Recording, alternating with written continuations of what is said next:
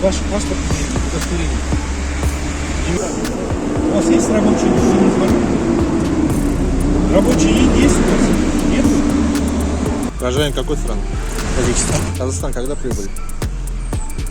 2 месяца тоже. Кем работаете? Таксистом? Хозяин машины кто?